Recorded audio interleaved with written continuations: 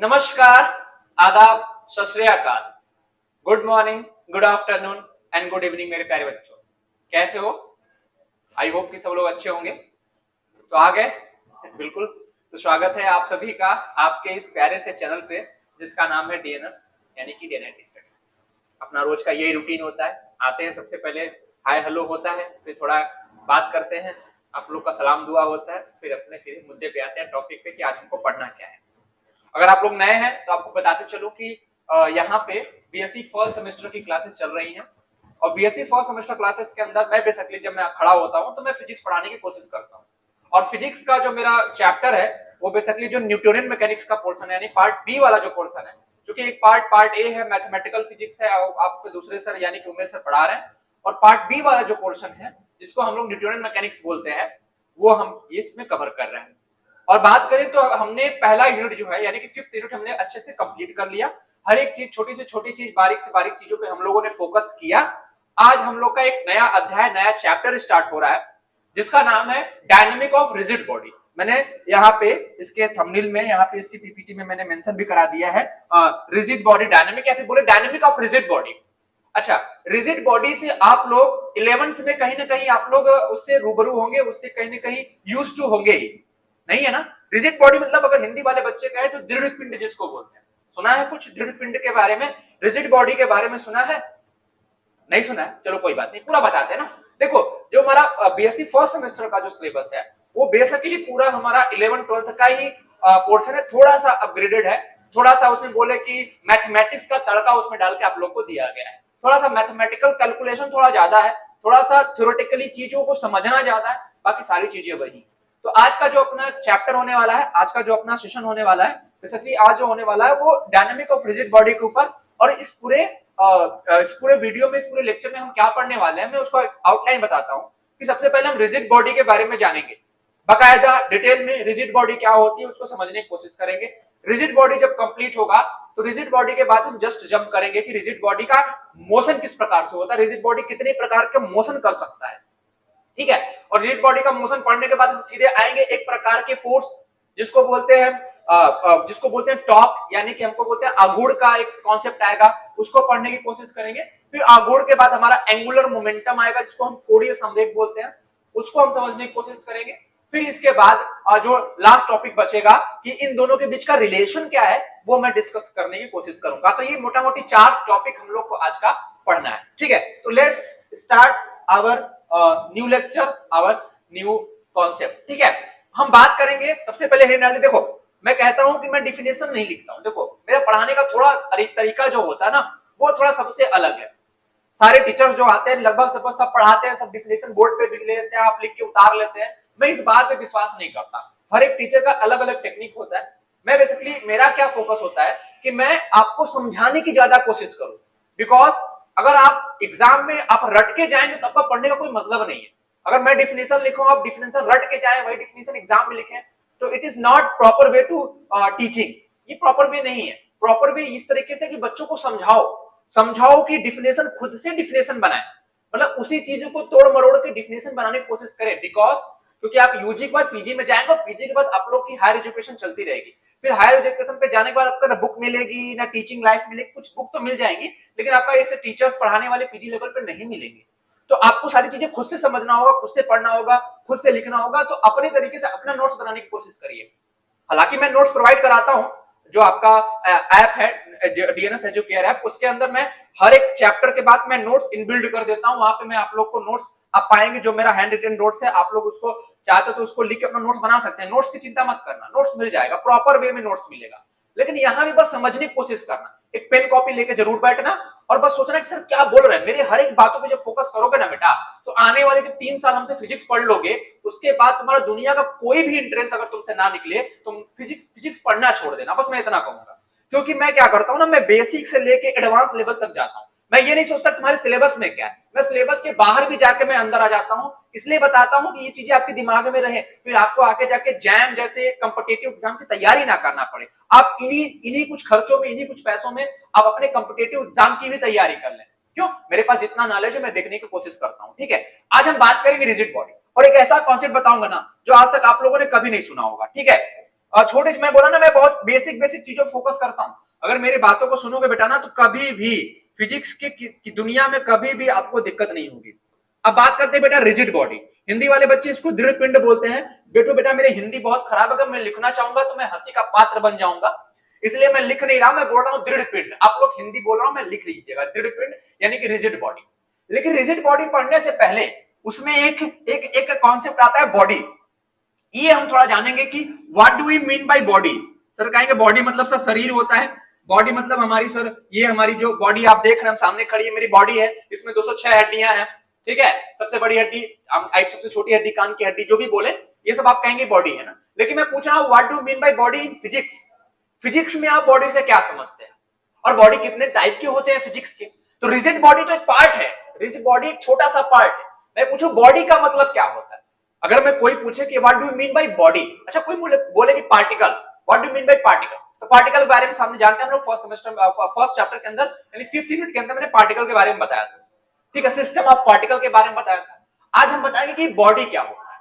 Body क्या होता है, अगर बॉडी को डिफाइन करने की कोशिश करें, मैं अगर आपसे पूछूं और आप में से मैं कह रहा हूं कि अगर 100 बच्चा क्लास में है मेरे, तो 100 में से 99.99 तो होता नहीं ना, मान लो 100 बच्चे भी फेल हो जाएंगे इस बॉडी का कॉन्सेप्ट बताने में। सब रिजिड बॉडी कोई ना कोई 5-10 बच्चा जो होगा रिजिड बॉडी बता देगा, लेकिन बॉडी क्या होती है वो समझेंगे, उसके बाद रिजिड बॉडी पे आएगा। तो रिजिड बॉडी बेसिकली कुछ नहीं है बेटा, बॉडी मतलब होता है पिंड। पिंड का मतलब क्या होता है, collection of matter, collection of matter. Matter मतलब जो द्रव आप लोग हिंदी में बोलते हैं, उस द्रव का एक समूह है जिसकी एक वेल डिफाइंड बाउंड्री होती है। Collection of matter which is well defined boundary, जिसकी एक वेल डिफाइंड बाउंड्री होती है, वो कलेक्शन ऑफ मैटर होता है, द्रव का एक कलेक्शन होता है, एक समूह होता है, उसको हम बॉडी बोलते हैं। तो body is the collection of matter which is well defined boundary, which is in well defined boundary, जो एक वेल डिफाइंड बाउंड्री के अंदर होता है, क्योंकि हर एक बाउंड्री हर एक बॉडी की बाउंड्री होती है ना। मान लो कोई पिंड है इतना बड़ा है तो उसकी बाउंड्री होगी ना भाई, इतना ये कॉर्नर का ये जो किनारे किनारे का उसकी बाउंड्री है। तो बॉडी क्या है, कलेक्शन ऑफ मैटर। अब आपके दिमाग में बनेगा सर ये मैटर क्या है, what do mean by matter. Matter क्या है, छोटी छोटी चीजों फोकस करेंगे। मैटर क्या है, मैटर के बाद इसको आप लोग द्रव बोलते हैं ना, वो द्रव सॉलिड स्टेट और सॉलिड लिक्विड और गैस वाला द्रव नहीं, ये मैटर है। मैटर मतलब द्रव, ठीक है। द्रव का मतलब क्या होता है बेटा, मैटर का मतलब having mass, something having mass. अगर किसी भी चीज के पास अगर मास होगा दैट मींस वो मैटर के अंदर आता है, जिसको हम मेजर कर सकते हैं। समथिंग हैविंग मास, ऐसा समझो, जब हम समझने की फील करने की कोशिश करो कि समथिंग हैविंग मास, अगर किसी के पास अगर मास है that means this is called the matter. And अगर यही मैटर का एक कलेक्शन हो जाए, मैटर का एक कलेक्शन ही बन जाए विच इज कॉल्ड बॉडी। अगर मैटर का कलेक्शन हो जाए बॉडी। मैटर क्या है, मैटर क्या है बेटा, मैटर विच इज मास, ठीक है। अब बात आती है ये बॉडी कितनी प्रकार की होती है, तो बॉडी बेटा 2 प्रकार की होती है, एक सेलेस्टियल बॉडी, एक टेरेस्ट्रियल बॉडी ना। मैंने जब इंट्रोडक्शन टू न्यूटोनियन मैकेनिक्स पढ़ाया था, याद होगा, तो उसमें हम एरिस्टोटल के बारे में बताया था कि उन्होंने 2 प्रकार की बॉडी का जिक्र किया था, एरिस्टोटलियन फिजिक्स के बारे में। याद करो पहला लेक्चर, जस्ट 5th यूनिट का पहला lecture, introduction to Newtonian mechanics ना, हिस्ट्री बिहाइंड न्यूटोनियन मैकेनिक्स। उसमें मैंने 2 प्रकार की बॉडी के बारे में जिक्र किया था, सेलेस्टियल बॉडी और टेरेस्ट्रियल बॉडी। सेलेस्टियल मतलब आकाशीय पिंड, और टेरेस्ट्रियल मतलब अपना हो गया आपका ये जो भूगोलिक पिंड है जो जमीन पर रहते हैं। तो उसी टेरेस्ट्रियल बॉडीज का एक छोटा सा पार्ट है रिजिड बॉडी। रिजिड बॉडी एक प्रकार का, एक रिजिड मतलब क्या होता है, अगर मैं इसका हिंदी मतलब समझू, रिजिड मतलब होता है दृढ़। अगर मैं हिंदी में बोल दूं कि यू आर वेरी रिजिड, तो आप क्या समझेंगे कि मैं बहुत कठोर हूं। दैट मींस कठोर मतलब कि आपके ऊपर दुनिया भर के कितने भी प्रेशर्स अप्लाई कर दिए जाए, आपको ऊपर मार दिया जाए, फोड़ दिया जाए, दुख दर्द पीड़ा आपका दिल तोड़ दिया जाए, ठीक है, लेकिन आपको तकलीफ महसूस नहीं होगी लेकिन आप एक्सप्रेस नहीं करेंगे, बाहर से आप एक्सप्रेस नहीं करने देंगे। दैट मींस आपका जो शकल सूरत नक्शा बॉडी स्ट्रक्चर है वो चेंज नहीं होगा। That means called you are a rigid ना। कहते हैं इससे कि ब्रेकअप हो जाता है तो लड़कियां कहती है कि मैं तुमसे बात नहीं करूंगी, तुम बहुत रिजिड हो, तुम बहुत रियूड हो। What do mean by rigid, जरा समझने की कोशिश करो। वहां का रिजिड लाके यहां डालने की कोशिश करेंगे फिजिक्स में ना। लव अफेयर वाला रिजिड हम लाके फिजिक्स में डालने की कोशिश कर रहे हैं। जैसे कि अभी लड़कों का ब्रेकअप हो जाता है तो लड़कियां क्या कहती हैं, यार तुम कुछ मतलब झगड़ा हो जाता है, फिर लड़कियां कहती है तुम बहुत रियूड हो, तुम बहुत रिजिड हो।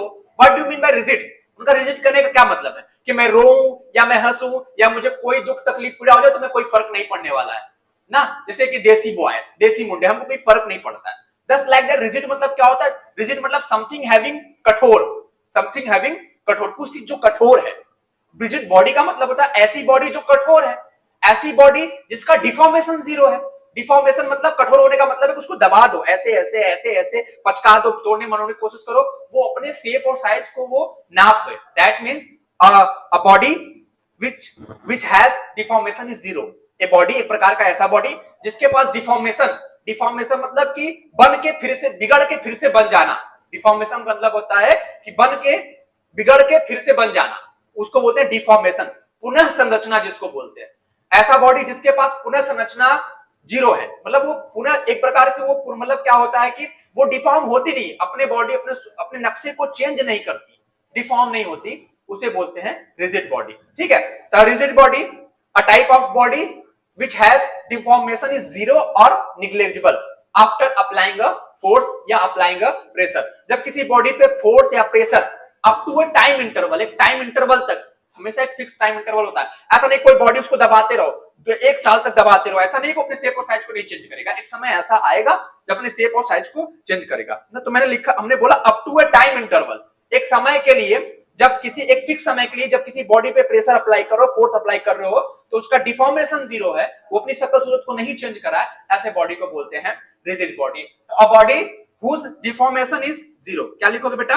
Whose deformation is, whose deformation, ठीक है, डिफॉर्मेशन, फॉर्मेशन इज जीरो, क्या लिखोगे?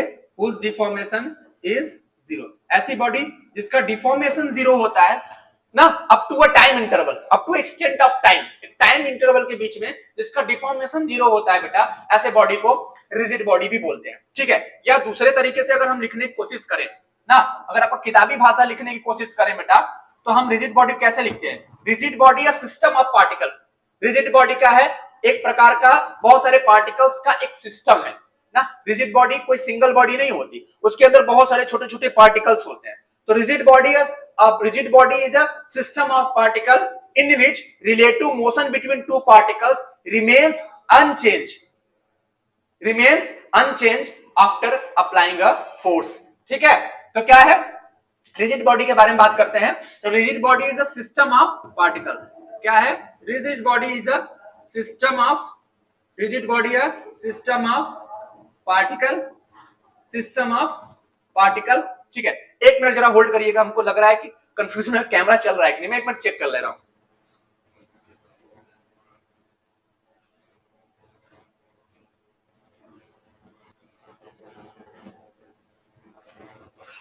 हाँ, तो प्यारे बच्चों, हम किसकी बात कर रहे थे? हम बात कर रहे थे कि रिजिड बॉडी ना, थोड़ा सा मिसअंडरस्टैंडिंग थी, कैमरा चल रहा है कि नहीं, तो मैं जस्ट चेक करके आया। ठीक है, तो वही एनर्जी के साथ फिर से स्टार्ट करता हूं कि रिजिड बॉडी क्या है। रिजिड बॉडी क्या है? रिजिड बॉडी एक प्रकार का बॉडी होता है जिसका डिफॉर्मेशन जीरो होता है, जिसका कोई डिफॉर्मेशन नहीं होता up to a extent of time. जब एक एक्सटेंट ऑफ टाइम के लिए, एक समय के लिए जब उसे फोर्स लगाते हैं, तो क्या होता है बेटा? उसका डिफॉर्मेशन जीरो होता है। या दूसरे तरीके से कह सकते हैं कि रिजिड बॉडी है system of particle. Rigid body क्या है? एक पार्टिकल का एक सिस्टम है, सिस्टम है, छोटे छोटे पार्टिकल से मिलकर बना है, system of particle whose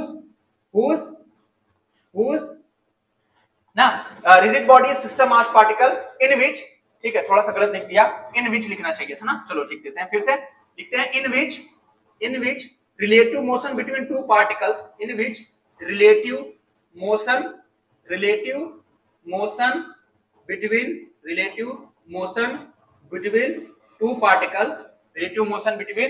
to particle remains unchanged। relative motion between two particles remains unchanged after applying a force, remains unchanged after after applying applying force ना। थोड़ा सा लिखने की कोशिश करता हूं। ठीक है, तो कह रहा है कि रिजिड बॉडी क्या है? Rigid body system of particle है जिसके अंदर जो रिलेटिव मोशंस होते हैं, दो पार्टिकल के बीच में जो रिलेटिव पोजीशंस होती है ना, रिलेटिव पोजीशंस। ठीक है, थोड़ा सा यही दिक्कत है, रिलेटिव पोजीशंस। ठीक है, रिलेटिव पोजीशन, ठीक है, relative position between two particles, relative position between two particles remains unchanged after applying a force. अगर इसको समझने की कोशिश करते हैं बेटा, तो समझो कि एक प्रकार का ये रिजिड बॉडी है ना, ये रिजिड बॉडी है ना, जरूरी नहीं कि उसका शेप गोला ही हो या किसी फिक्स शेप साइज का हो, ये जरूरी नहीं है। ठीक है, तो तो अगर मान लो ये कोई रिजिड बॉडी है और इसके अंदर ये बहुत सारे रिजिड बॉडी, हमको पता है कि बहुत सारे पार्टिकल से मिलकर बना होता है। रिजिड बॉडी एक सिस्टम ऑफ पार्टिकल्स होता है। तो जो ये दो इनके बीच का जो दो पार्टिकल्स हैं, अगर इनके बीच का पोजीशन, अगर कोई भी फोर्स और प्रेशर अप्लाई करने पे अगर ये नहीं चेंज हो रहा है, दैट मींस ये रिजिड बॉडी है। मान लो ये दो पार्टिकल्स हैं, इनके बीच का पोजीशन मान लो r है, इनके बीच का डिस्टेंस अगर r है, अगर मान लो इसके ऊपर हम प्रेशर या फोर्स हम अप्लाई कर रहे हैं, ठीक है, अप्लाई कर रहे हैं, और प्रेशर और फोर्स अप्लाई करने के बाद इन दो पार्टिकल्स, जो दो पार्टिकल्स हैं, उन पार्टिकल्स के बीच का जो रिलेटिव मोशन है, रिलेटिव पोजीशन है ना, एक के रिस्पेक्ट में दूसरे का पोजीशन, दूसरे के रिस्पेक्ट में उसके पहले वाले का पोजीशन, रिलेटिव पोजीशन वो चेंज ना हो, दैट मींस वो बॉडी क्या है, रिजिड बॉडी है। तो समझ में आया? रिजिड बॉडी को दो तरीके से डिफाइन करते हैं। Rigid body which a body whose deformation is zero up to a extent of force या time interval। और दूसरे तरीके से कर सकते हैं rigid body a system of particle, rigid body a system of particle in which relative position between two particles remains unchanged after applying a force। ना rigid body क्या है? एक सिस्टम ऑफ पार्टिकल है जिसके अंदर दो पार्टिकल के बीच का जो रिलेटिव पोजीशन होता है वो चेंज नहीं होता है, चाहे उस पर कितना भी फोर्स लगा दे। सर इसका एग्जांपल बताइए। अगर मैं इसका एग्जांपल लिखने की कोशिश करता हूं मेरे प्यारे लाल, तो इसके एग्जांपल के तौर पे हमको दो दिमाग में आते हैं बेटा। जैसे एक बात करें डायमंड, ठीक है, और एक मैं अभी नोट लिखवाऊंगा डायमंड, ठीक है। डायमंड जिसको आप लोग हीरा बोलते हो, डायमंड भी जो कार्बन का एक रूप होता है बेटा, डायमंड भी एक प्रकार का क्या होता है, रिजिड बॉडी होता है। दूसरा जो आप लोग हमेशा देखते हैं बेटा, आयरन रॉड, जो लोहे का एक छड़ होता है बेटा, आयरन रॉड, वो भी एक प्रकार का क्या होता है बेटा, वो भी एक प्रकार का रिजिड बॉडी होता है, ठीक है। अगर मैं बात करूं तो जो बैरिंग बॉल होता है ना बेटा, जो आप लोग बैरिंग देखे हैं, नहीं देखे हैं, जो गाड़ी मोटर में जो बैरिंग लगता है बेटा, वही जो गोला सा होता है, इसे गोला सा होता है, उसके अंदर छोटे छोटे गोले भरे होते हैं, दो ऐसे होता है ना, देखो बैरिंग ऐसे होता है बेटा, ऐसे ऐसे जो गाड़ियों मोटर में लगा होता है, इसके अंदर जैसे छल्ले भरे होते हैं, ये सभी लोग देखे होंगे। बैरिंग ना, जो बैरिंग जो हैंडल वंडल में बैरिंग लगता है, साइकिल के हैंडलिंग में सबके बैरिंग को रोटेट करने काम आता है। तो बैरिंग का जो बॉल होता है ना बेटा, ये सब बॉल्स होते हैं, वो बैरिंग बॉल भी किसके अंदर आता है, रिजिड बॉडी के अंदर आता है। तो क्या कोई भी रिजिड बॉडी हमेशा रिजिड बॉडी होती है? वो परफेक्ट रिजिड बॉडी होती है क्या? वो कभी भी उसमें प्रेशर अप्लाई करते रहो, फोर्स अप्लाई करते रहो, क्या कभी भी अपने शेप और साइज को डिफॉर्म नहीं करेगी? इससे ये बात गलत है ना। पहली बात तो रिजिड बॉडी, कोई भी बॉडी अगर रिजिड बॉडी है तो किसी फिक्स टाइम इंटरवल के लिए नहीं, ऐसा नहीं कि उसमें फोर्स लगाते जाओ, हीरा ही रख लो, हीरा के ऊपर फोर्स लगाते जाओ, मान रहे हैं कि कुछ समय तक अपने शकल को या फिर अपने डिफॉर्मेशन, अपना रूपरेखा नहीं चेंज कर रही है, that mean deformation is zero. तो उस समय तक बोल सकते हैं रिजिड बॉडी है। लेकिन एक ऐसा समय आएगा जब हीरा फूट जाएगा, प्रेशर अप्लाई करने के बाद प्रेशर बढ़ाते जाओगे, एक समय के बाद वो हीरा फूट जाएगा, टूट जाएगा, यानी कि अपने शेप और साइज को वो लॉस कर दिया, वो डिफॉर्म हो गया। दैट मतलब क्या है? इसका मतलब क्या है? इसका मतलब वो रिजिड बॉडी नहीं है। लेकिन कोई भी rigid body up to a time interval, up to a fix time, extent of time, एक एक्सटेंट ऑफ टाइम के लिए ही कोई रिजिड बॉडी कहलाती है। और दूसरी बात यह है कि कोई भी rigid body perfect rigid body नहीं होती है। इस दुनिया में कोई भी ऐसा बॉडी नहीं है जो परफेक्ट रिजिड बॉडी हो। इसका मतलब है कि अगर हम उसको माइक्रोस्कोपिक, मान लो लोहे की रॉड है और इसको दबा के हम इस पे देखना चाह रहे हैं ना, कि देखना चाह रहे हैं कि डिफॉर्म हो रहा है कि नहीं, आपको माइक्रोस्कोपिक लेवल तक, यानी आपको ऊपर तो नहीं दिखेगा। कोई लोहे की रॉड को दबाओगे, आप हाथ से दबाने की कोशिश करोगे, हथौड़े से पीटने की कोशिश करोगे, तो अपना वो डिफॉर्म नहीं करेगा। लेकिन अगर उसके अंदर जाके एकदम पार्टिकल, एकदम क्वांटम लेवल पे जाके एकदम और अंदर छोटे छोटे पार्टिकल में देखना चाहोगे ना, तो वहां डिफॉर्मेशन होता है। तो कोई भी बॉडी बहुत कम डिफॉर्मेशन होता है, लेकिन होता है, ठीक है, उसको नेग्लेजिबल मान सकते हैं। हमने बोला ना डिफॉर्मेशन इज जीरो और नेग्लेजिबल, डिफॉर्मेशन जीरो होना चाहिए या तो नेग्लेजिबल हो चाहिए। तो कोई भी बॉडी में जब फोर्स अप्लाई करते हैं उसका डिफॉर्मेशन जीरो हो ही नहीं सकता है, नेग्लेजिबल हो सकता है, बहुत कम हो सकता है।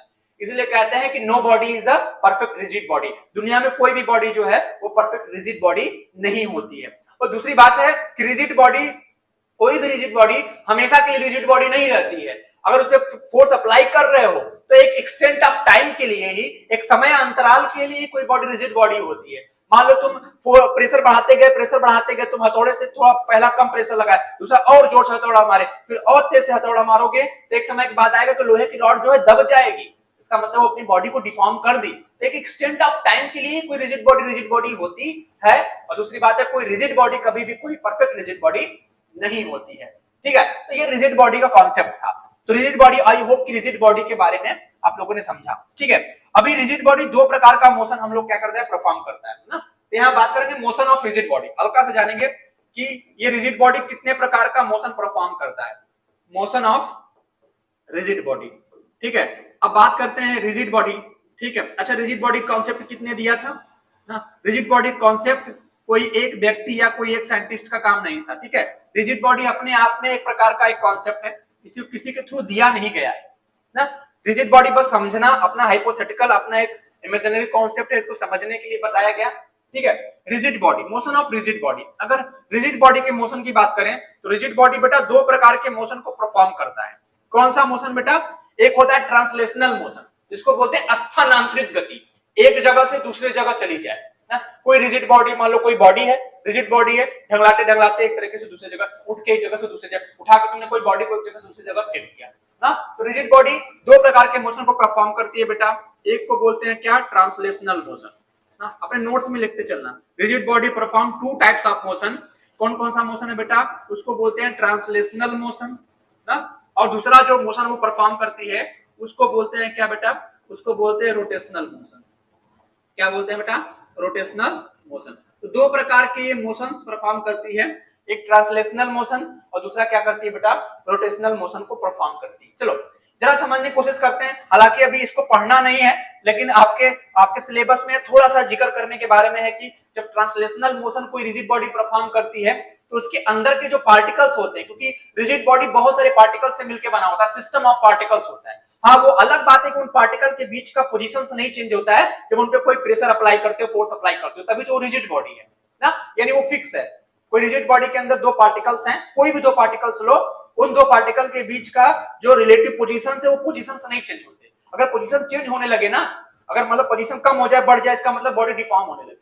और रिजिड बॉडी का ये कॉन्सेप्ट ही नहीं है, डिफॉर्मेशन जीरो होता है, ठीक है, यानी निजिलेबल होता है, ठीक है। मान लो कोई बेटा ये रिजिड बॉडी है ना, अगर इसको समझने की कोशिश करें, मान लो ये कि रिजिड बॉडी है, पेन मैंने चेंज किया था, चलो ठीक है, ये रिजिड बॉडी है बेटा, और रिजिड बॉडी के अंदर बहुत सारे पार्टिकल्स हैं ना, ये बहुत सारे पार्टिकल्स हैं, और इन्हीं दो पार्टिकल के बीच का रिलेटिव पोजीशन नहीं चेंज हो रहा, दैट मींस रिजिड बॉडी।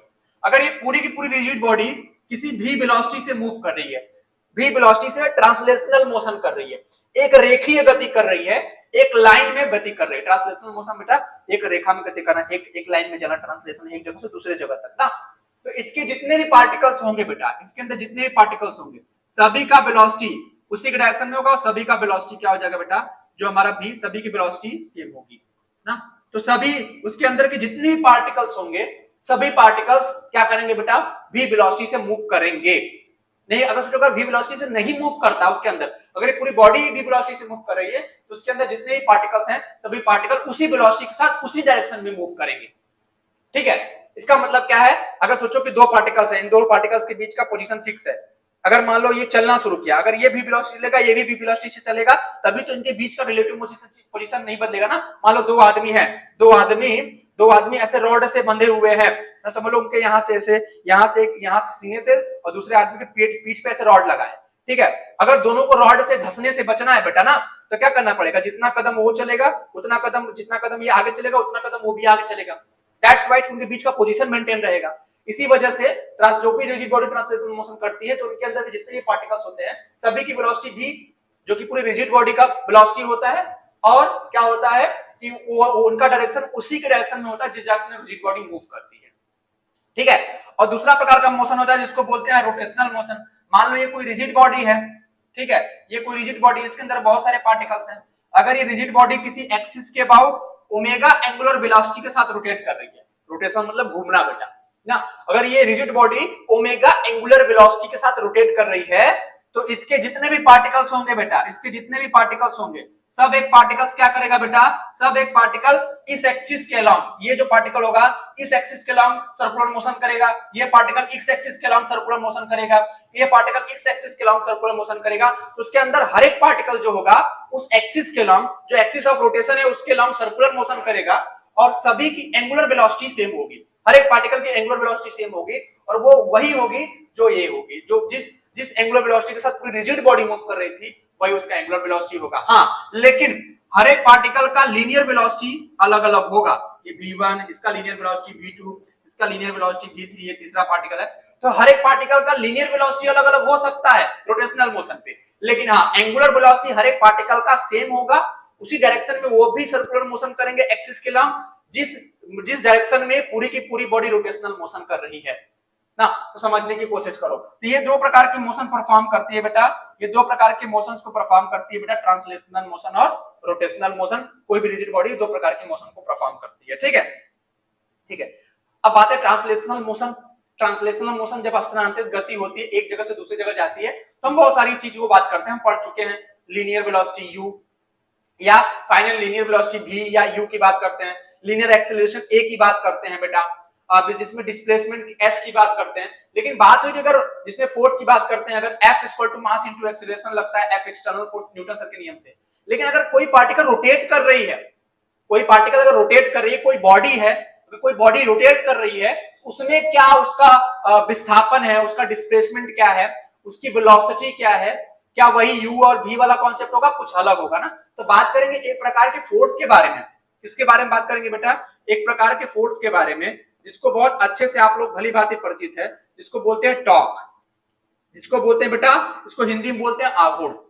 किसकी बात करेंगे हम? टॉर्क की बात करेंगे, आघूर्ण की बात करेंगे ना, ठीक है। इसको मोमेंट ऑफ फोर्स भी बोलते हैं ना। इसका एक और नाम है, कभी कभी क्वेश्चन में पूछ देता है, टॉर्क ना देके इसको और एक नाम से दे देता है, इसको बोलते हैं मोमेंट ऑफ फोर्स, ठीक है।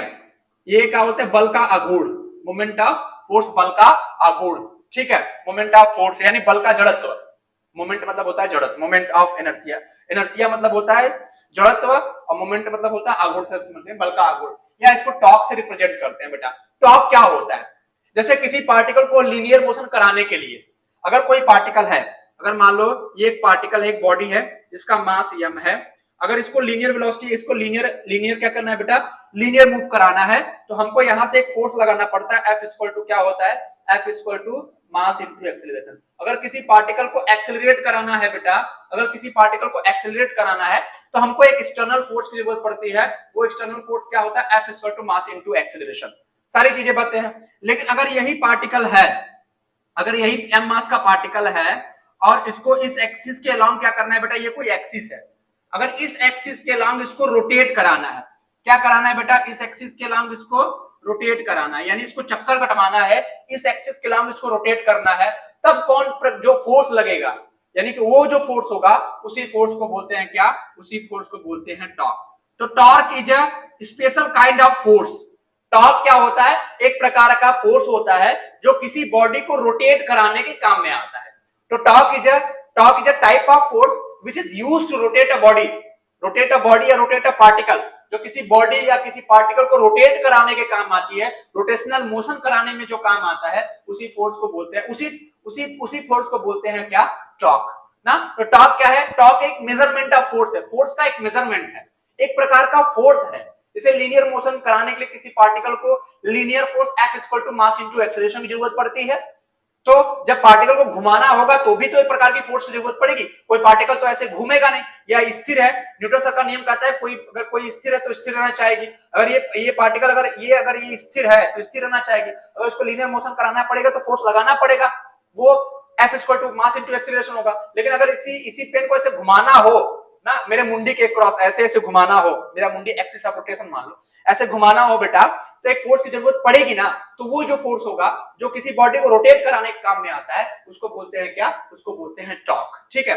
और टॉर्क की समझने की कोशिश करते हैं, टॉर्क को कैसे रिप्रेजेंट करने की कोशिश करते हैं ना, इसका डायरेक्शन, इसका मैथमेटिकल रिप्रेजेंटेशन, इसको समझने की कोशिश करते हैं बेटा। क्या करते हैं? ये हम बात करते हैं एक्स एक्सिस, ठीक है, ये बात करते हैं वाई एक्सिस की बात करते हैं, और ये प्रकार का एक्सिस है जिसको जेड एक्सिस बोलते हैं। इसको बोर्ड में दिखाने की कोशिश की, एक्चुअली ऐसे होता है एक्स एक्सिस, ठीक है, वाई एक्सिस और ये जेड एक्सिस। अच्छा, ये मैंने ऐसे ही ये बताओ मैंने सही लिखा है गलत लिखा है? ये एक्स वाई इधर माना तो इधर जेड आएगा क्या? कभी भी जेड आएगा? ये जेड का डायरेक्शन क्या होगा? अगर मैंने मान लो ये वाई ऐसे है, मैं दिखाने की कोशिश कर रहा हूं, ये क्या हो गया ना, वाई ऐसे है, एक्स वाई और जेड, तो क्या मैंने सही लिखा है? ये जेड का डायरेक्शन क्या ऊपर की तरफ आएगा? जरा सोचने की कोशिश करना, जरा सोचने की कोशिश करना, क्या एक्स वाई और जेड आएगा? कैसे? अगर मैं बताऊं ना, इधर बताऊं ना कि इधर आई कैप होता है, इधर बेटा जे कैप होता है, थोड़ा सा मैथमेटिक्स की तरफ जाते हैं, जे कैप होता है, और इधर क्या होता है बेटा? के कैप होता है। तो क्या मैं ये सही प्रेजेंट कर रहा हूं कोऑर्डिनेट को? थोड़ा सा हटके बता रहा हूं। क्या x और y अगर इधर मान तो क्या z इधर आएगा?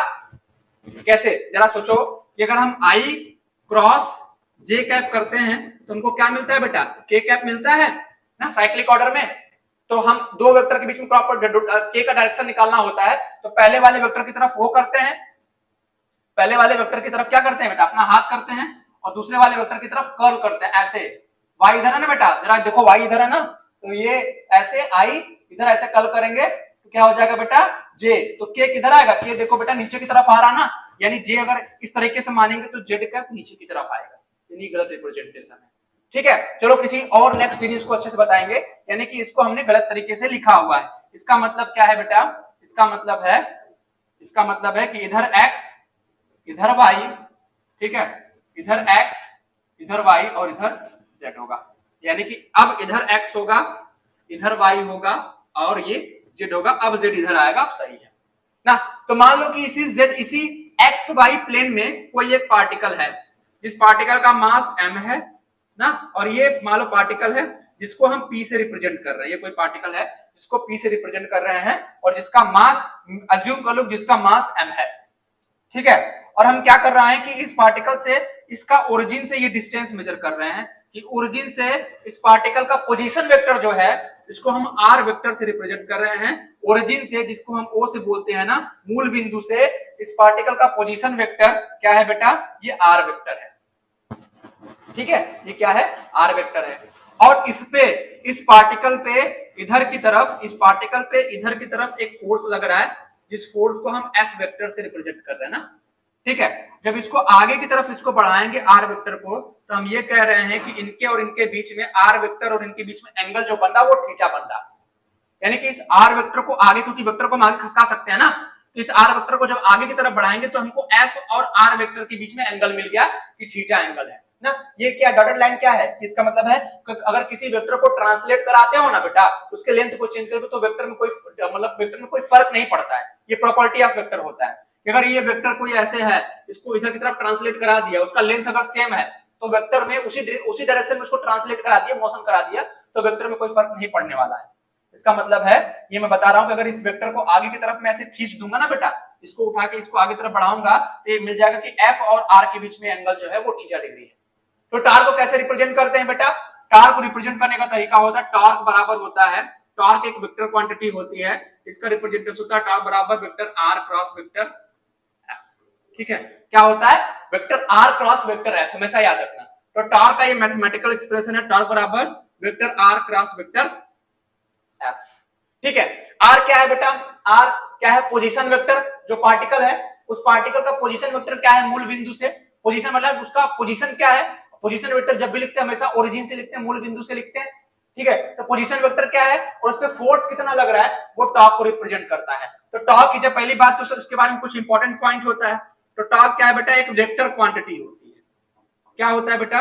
वेक्टर क्वांटिटी होती है, एक वेक्टर क्वांटिटी होती है। अच्छा, इसका अगर हम वो लिखना चाहें, क्या बात है, अगर इसका यूनिट लिखना चाहें तो टॉर्क का यूनिट क्या होता है बेटा? यूनिट की बात करें तो सबसे पहले अगर हम r का यूनिट लिखना चाहें तो r का यूनिट होता है बेटा, r को मेजर करते हैं मीटर में, ठीक है, इनटू f को मेजर करते हैं न्यूटन में। क्या बेटा? फोर्स किस में मेजर करते हैं? न्यूटन में। तो टॉर्क होता है न्यूटन इनटू मीटर। ये टॉर्क का हमारा क्या होता है? टॉर्क का हमारा यूनिट होता है। इसका डायमेंशन लिखना चाहे, इसका बीमा लिखना चाहे बेटा, इसका क्या बचा? इसका डी लिखना चाहे यानी डायमेंशन लिखना चाहे, अगर डायमेंशन लिखने की कोशिश करते हैं, डायमेंशन स्क्वायर ब्रैकेट के अंदर होता है बेटा। न्यूटन यानी फोर्स का डायमेंशन होता है फोर्स बराबर मास इनटू एक्सेलरेशन। मास का डायमेंशन m, क्योंकि f बराबर, आप लोग तो पढ़े होंगे ना बेटा, ये तो बहुत बेसिक है, f बराबर मास इनटू एक्सेलरेशन होता है। मास का डायमेंशन होता है m और एक्सेलरेशन का डायमेंशन होता है lt-2, ठीक है। और उसके साथ अगर हम और l का मल्टीप्लाई कर देंगे जो कि मीटर है, तो ये टॉर्क में कन्वर्ट हो जाएगा, ये हमारा टॉर्क हो जाएगा, ठीक है। तो क्या हो जाएगा इसका dimension? m l square t-2। तो ये हमारा टॉर्क का डायमेंशन हो गया क्या बेटा? m l स्क्वायर t-2, ठीक है, ये टॉर्क का डायमेंशन हो गया, ठीक है। तो dimension formula of torque, unit और वेक्टर क्वांटिटी ये है, ठीक है। अब कुछ स्पेशल केस की बात करते हैं। अब बात करते हैं कि टॉर्क का डायरेक्शन, चूंकि वेक्टर क्वांटिटी है तो वेक्टर क्वांटिटी का एक डायरेक्शन जरूर होता है, क्योंकि वेक्टर क्वांटिटी का मतलब होता है हैविंग डायरेक्शन। कोई भी क्वांटिटी अगर डायरेक्शन है उसके पास तो वेक्टर है, और टॉर्क तो एक वेक्टर क्वांटिटी है, तो इसका डायरेक्शन क्या है? तो डायरेक्शन जब भी निकालने की कोशिश करते हैं बेटा हम r क्रॉस f, दो ना कि r क्रॉस f, जब भी दो वेक्टर के बीच में हमको क्रॉस प्रोडक्ट दिया है तो अगला वेक्टर जो मिलता है, जो हमको रिजल्टेंट वेक्टर मिलता है, वो एक वेक्टर क्वांटिटी हमको मिलती है। अगला जो वेक्टर मिलता है वो हमको क्या मिलती है? एक वेक्टर क्वांटिटी मिलती है। ठीक है, तो ये वेक्टर क्वांटिटी है जो उसका डायरेक्शन होगा। अब डायरेक्शन डिफाइन करने के लिए जो पहला वेक्टर होता है, जो पहले लिखा होता है, जरा समझने की कोशिश करो, मैं इसका पेन चेंज कर रहा हूं। जो पहला वेक्टर होता है इसको हम बोल रहा हूं कि ये फर्स्ट वेक्टर है। क्या है बेटा? ये हमारा फर्स्ट वेक्टर है क्योंकि पहले लिखा है, और इसको हम डिफाइन करने की कोशिश कर रहे हैं कि ये सेकंड वेक्टर है जो कि बाद में लिखा है ना। ये पहला वेक्टर है, दूसरा वेक्टर है। अब पहले वेक्टर की तरफ अपना ये दाएं हाथ का जो उंगली वाला फेस है, जो ये चारों उंगली है, जैसे समझने की कोशिश करना, उसको पहले वाले वेक्टर की तरफ करते हैं। और ये जो गोरा वाला फेस है इसका डायरेक्शन ऐसे करना कि जब इसको कर्ल करें दूसरे वाले वेक्टर की तरफ तो ये गोरा वाला फेस है उसकी तरफ कर्ल हो, क्योंकि ऐसे तो कर्ल करोगे नहीं, हाथ जब भी घुमा कर्ल करोगे, इसे मोड़ने की कोशिश करोगे तो इसी तरफ से मोड़ने की कोशिश करोगे। तो पहले वाले वेक्टर की तरफ ये चारों उंगलियां और इसका जो फेस है वो दूसरे वाले वेक्टर की तरफ होता है, कर्ल करो तो दूसरे वाले वेक्टर की तरफ ये उंगली जाए, और जो अंगूठा बताएगा ना वो अंगूठा मेरा डायरेक्शन बताएगा, वो जो रिजल्टेंट वेक्टर आएगा। तो बेटा देख लो, आर इधर है, आर इधर है, ठीक है, और एफ इधर है, आर इधर है, देखो आर इधर है, हम इसलिए इसको गोरा वाला फेस इधर करें क्योंकि इधर ही कर्ल करना है, एफ इधर है। हाँ, हम ऐसे भी तो कर सकते थे ना गोरा वाला फेस, लेकिन हम कर्ल फिर ऐसे कैसे कर्ल करते, नहीं कर पाते। तो इस गोरे वाले फेस क्योंकि अंगुलियों को कर्ल करना होता है, तो पहले वाला वेक्टर आर, क्योंकि आर का डायरेक्शन नीचे की तरफ है आर, और एफ इधर, एफ की तरफ से कर्ल किया। अंगूठा क्या बता रहा है? अंगूठा हमारा बता रहा है कि टॉप का डायरेक्शन क्या है। अंगूठा बता रहा है कि ऊपर की तरफ है, ऊपर मतलब ये एक्स एक्सिस है, ये वाई एक्सिस है, तो ये जेड एक्सिस की तरफ आ गया बेटा, यानी कि ऊपर की तरफ आ गया हमारा क्या, ऊपर की तरफ क्या आएगा हमारा, ये हमारा टॉप का डायरेक्शन आएगा, ये हमारा टॉप वेक्टर आ गया ना। तो जब भी निकालते हैं आर क्रॉस एफ से हम क्या निकालते हैं? टॉप का डायरेक्शन निकाल लेते हैं। ठीक है, अब कुछ स्पेशल केस की बात करते हैं ना। किसकी बात करते हैं? Special case.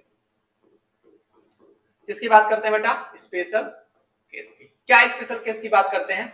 इफ, पहला नियम इफ, ठीक है। चलो स्पेशल केस से पहले जरा ये लिखने की कोशिश करते हैं, इसको टॉप है ना, इसको मैग्नीट्यूड के फॉर्म में लिखने की कोशिश करते हैं ना। ठीक है, स्पेशल केस से पहले हम इसको मैग्नीट्यूड के फॉर्म में लिखने की कोशिश करते हैं। ठीक है, मैग्नीट्यूड के फॉर्म में लिखने की कोशिश करते हैं। चूंकि ये टॉक बराबर क्या है, चूंकि हम जानते हैं टॉक बराबर क्या है, यह है vector R cross vector F, और इसका मैग्नीट्यूड लिख लो, मैग्नीट्यूड ऑफ टॉक।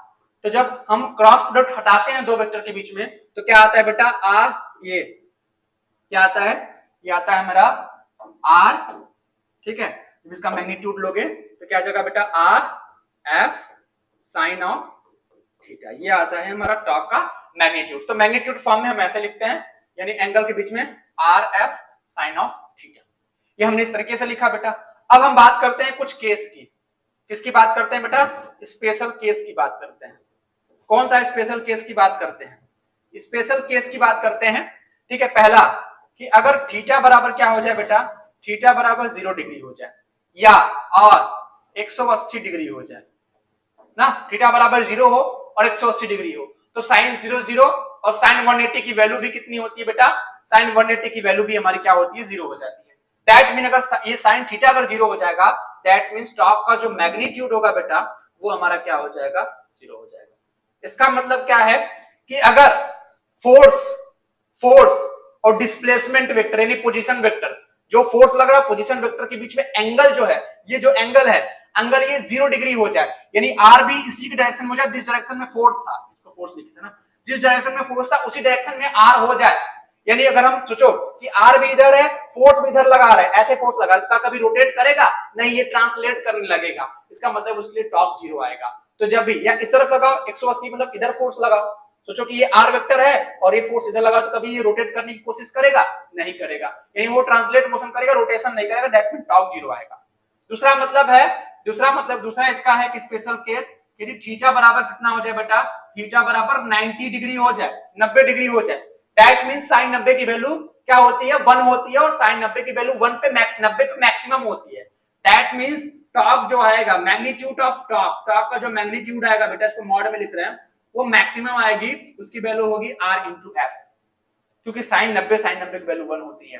तो टॉक मैक्सिमम टॉक का लगता है, यानी मैक्सिमम घुमाव किसी बॉडी पे कब लगता है, जब उसके पोजीशन वेक्टर और फोर्स के बीच का जो एंगल होता है, अगर ये जो एंगल हो जाए बेटा, अगर ये 90 डिग्री हो जाए, तब कहेंगे कि वो जो फोर्स लग रहा है, वो फोर्स जो टॉर्क लग रहा है, वो जो टॉर्क वो मैक्सिमम है, यानी कि वो टॉर्क अब ज्यादा से ज्यादा उसको घुमाने की कोशिश करेगा, यानी वो ज्यादा वो क्या करेगा, रोटेट करेगा, उस पर टॉर्क लग रहा मैक्सिमम, और कितना होता है R इंटू एफ।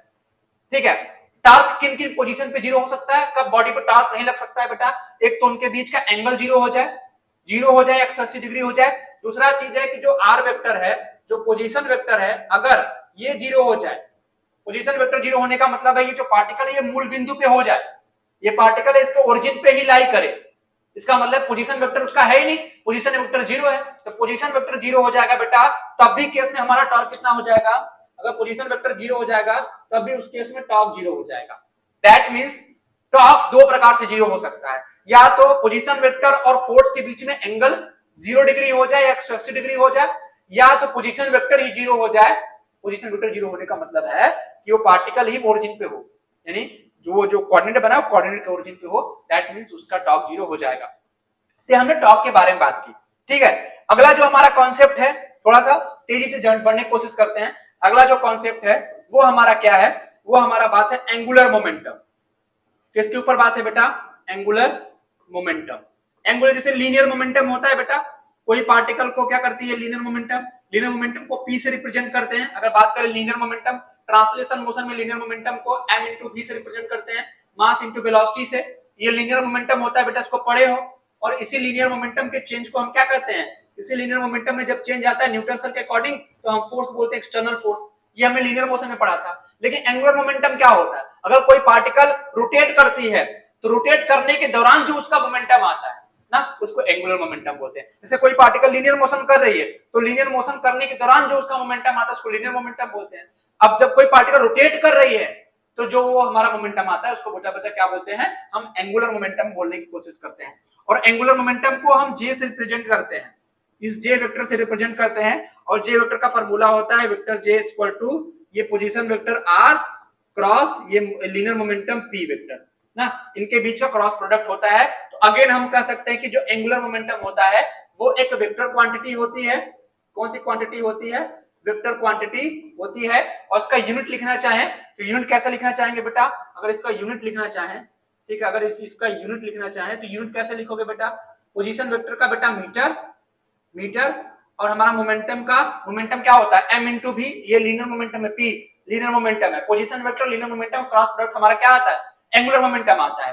तो ये हम क्या लिखेंगे बेटा, ये हम लिखेंगे आपका p वेक्टर, p का क्या होता है m इंटू भी, यानी क्या होता है मास यानी kg, और वेलोसिटी का मीटर पर सेकेंड, ये हमारा आ गया मीटर पर सेकेंड। तो ये हमारा मीटर पर सेकेंड, मीटर से हो जाएगा क्या हो जाएगा, मीटर स्क्वायर पर सेकेंड, तो क्या बन जाएगा kg इंटू मीटर स्क्वायर पर सेकेंड, ये हमारा इसका क्या हो जाएगा, इसका यूनिट आ गया। ठीक है, डायमेंशन चाहे तो आप डायमेंशन यहां से लिख सकते हैं।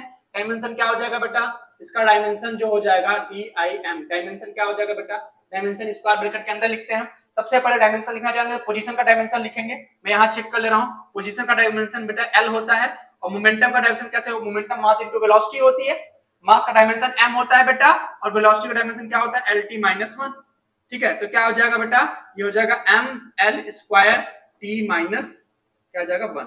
जरा इसका देखना, इसका डायमेंशन क्या था, इसका dimension ml square t minus 2, इसका क्या आ जाएगा ml स्क्वायर t माइनस 1, तो इसका डायमेंशन आ जाएगा ml square t minus 1। I hope कि अगर सही है। इसका जो डायमेंशन फार्मूला होता है, एक स्पेशल चीज होता है कि जो एंगुलर मोमेंटम का जो डायमेंशन फार्मूला होता है ना, वो जो आप लोग प्लैंक कांस्टेंट h पढ़े थे ना बेटा, उसके डायमेंशन फार्मूले के बराबर होता है। Dimension formula of angular momentum is equal to dimension formula of Planck constant. ये बहुत इंपॉर्टेंट क्वेश्चन है कंपटीशन के एग्जाम से, कि जो एंगुलर मोमेंटम कभी-कभी पूछ देता है कि in which the following quantity have the same dimension formula ना which have the angular momentum. Angular momentum का डायमेंशन फार्मूला किसके डायमेंशन फार्मूले के बराबर होता है, तो जो प्लैंक कांस्टेंट ना बराबर E बराबर h पढ़ा है ना, आप लोगों ने पढ़ा होगा ना, E बराबर h न्यू। तो h न्यू में जो h होता है, ये h हमारा प्लैंक कांस्टेंट होता है, जिसकी value 6.63 into 10 to the power -34। ठीक है, ये जूल इंटू सेकंड इनवर्स होता है बेटा ना, ये हमारा क्या होता है, जूल इंटू सेकंड इनवर्स। ये हमारी इसकी हो जाती है कि डायमेंशन फार्मूला इसका हो जाता है। ठीक है, क्योंकि यहां से अगर आप निकालेंगे न्यू, आप h बराबर निकालेंगे तो हो जाएगा बेटा ई बाई न्यू, ठीक है। और ई बाई 1 बाई न्यू की वैल्यू फ्रीक्वेंसी इनटू सेकंड होगा ना, शायद इसका मैंने यूनिट गलत लिखा है, जूल इनटू सेकंड होता है, ठीक है। क्योंकि ये ई हो गया, ये क्या हो जाएगा बेटा, ये ई हो जाएगा, ये इधर आ जाओ यार, ठीक है। ई, ठीक है, ई, ये क्या हो जा रहा है, ये हो नहीं रहा, ठीक है। ये हो गया ई इंटू फ्रीक्वेंसी के इनवर्स क्या बोलते हैं बेटा, टाइम पीरियड, ये टी हो गया।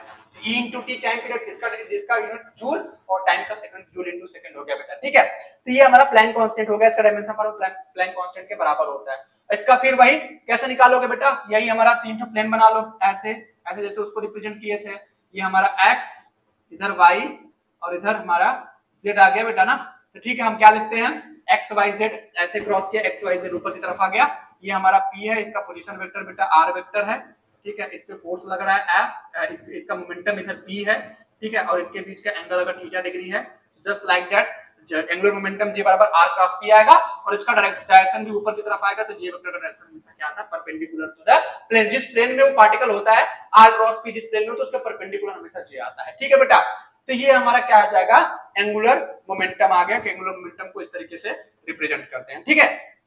बस आज के लिए इतना रहने देते हैं। एंगुलर मोमेंटम, रिजिड बॉडी और टॉर्क के बारे में हम लोगों ने डिफाइन किया। नेक्स्ट लेक्चर में आते हैं तो दोनों के बीच में रिलेशन फाइंड आउट करने की कोशिश करते हैं ना। जैसे कि हमको बोलते हैं ना, लीनियर मोशन में P बराबर क्या होता है, F बराबर होता है dP अपॉन dt, ऐसे कुछ होता है बेटा। क्योंकि लीनियर मोमेंटम में फोर्स, लीनियर मोशन में फोर्स F से रिप्रेजेंट होता है और मोमेंटम P से रिप्रेजेंट होता है। लेकिन रोटेशन मोशन में इसको टॉर्क से ऐसे रिप्रेजेंट करते हैं फोर्स को। तो क्या ऐसे हम कुछ लिख सकते हैं, dJ बाई dt, कुछ ऐसा कुछ आएगा रिलेशन। क्योंकि लीनियर मोशन में, रोटेशनल मोशन में फोर्स टॉर्क से रिप्लेस हो जाता है और momentum, linear momentum angular momentum से रिप्लेस हो जाता है। तो क्या कुछ इस तरीके से हम इसको रिप्रेजेंट कर सकते हैं क्या, हाँ बिल्कुल। तो यही रिलेशन टॉर्क बराबर dJ अपॉन dt, यानी rate of change of angular momentum is called torque, ठीक है, वो हम डिफाइन करने की कोशिश करेंगे ना। अच्छा, एक चीज और कि यहाँ अगर इसका हम अगर लिखना चाहें, अगर इसको मैग्नीट्यूड फॉर्म में लिखना चाहें, तो J वेक्टर बराबर आ जाएगा R इंटू P और इंटू साइन ऑफ थीटा। वही सारा चीज कि थीटा बराबर 0 डिग्री होगा, थीटा बराबर 180 डिग्री होगा तो एंगुलर मोमेंटम 0 होगा, थीटा बराबर 90 डिग्री होगा तो एंगुलर मोमेंटम मैक्सिमम होगा ना। तो जब थीटा बराबर 90 डिग्री हो जाएगा बेटा, थीटा बराबर 90 डिग्री हो जाएगा, उस केस में ये एंगुलर मोमेंटम मैक्सिमम आएगा। और कितना आएगा बेटा, R इंटू P आएगा। और P को फिर हम क्या लिख सकते हैं, M इंटू V, एक फार्मूला बन गया R M V, that means एक फार्मूला बन गया MVR ना। ऐसा कोई सिस्टम जिस सिस्टम के अंदर एंगुलर मोमेंटम यानी पोजीशन वेक्टर और मोमेंटम के बीच में एंगल 90 डिग्री होता है, मोमेंटम को हम m से रिप्रेजेंट करते हैं। m, हम मोमेंटम का डायरेक्शन कैसे देखते हैं, मोमेंटम बराबर p वेक्टर बराबर क्या होता है, m इंटू v वेक्टर। तो v वेक्टर का हम डायरेक्शन देख लेते हैं, तो वही मोमेंटम का डायरेक्शन होता है ना। तो जिस भी पार्टिकल, जिस भी सिस्टम के अंदर पोजीशन वेक्टर और वेलोसिटी के बीच का एंगल 90 डिग्री होता है ना, लीनियर वेलोसिटी और लीनियर पोजीशन के बीच का एंगल 90 डिग्री होता है, उसके अंदर हमारा एंगुलर मोमेंटम मैक्सिमम आता है और उसको टू MVR आता है। जब कोई पार्टिकल सर्कुलर मोशन करता है ना, तो उसके पोजीशन वेक्टर, सेंटर से जब लेते हैं पोजीशन वेक्टर और उसके लीनियर वेलोसिटी के बीच में हमेशा एंगल 90 डिग्री होता है। दैट्स व्हाई हम जब हम बात करते हैं सर्कुलर मोशन में, तो वहां जब एंगुलर मोमेंटम को सीधे या J बराबर हम MVR लिख देते हैं। और कहीं J में, कहीं बुक में L भी लिखा है, J को हम L भी लिख देते हैं किसी बुक में। तो J और L दोनों एक ही चीज को रिप्रेजेंट करता है, ये भी एंगुलर मोमेंटम है, ये भी एंगुलर मोमेंटम है। तो सर्कुलर मोशन में सीधे L बराबर MVR या J बराबर MVR लिख देते हैं। क्यों? क्योंकि सर्कुलर मोशन है पोजीशन वेक्टर और linear velocity v, that means momentum. क्योंकि अगर v का डायरेक्शन देख लेंगे तो मोमेंटम का डायरेक्शन हमको वही होगा जो v का डायरेक्शन होगा। तो यह जो सर्कुलर मोशन होता है उससे पोजीशन वेक्टर और लीनियर वेलोसिटी के बीच में एंगल 90 डिग्री होता है, दैट मींस उनके बीच में जो हमारा जो एंगुलर मोमेंटम होता है उसको डायरेक्ट हम MVR लिखते हैं। अगर कहीं एंगल 0 डिग्री हो गया, 180 डिग्री हो गया, इसका मतलब उसके अंदर कोई एंगुलर मोमेंटम नहीं है। तो आगे आते हैं नेक्स्ट क्लास के अंदर, इनके बीच में रिलेशन फाइंड आउट करने की कोशिश करते हैं। तब तक के लिए अपना ख्याल रखिए।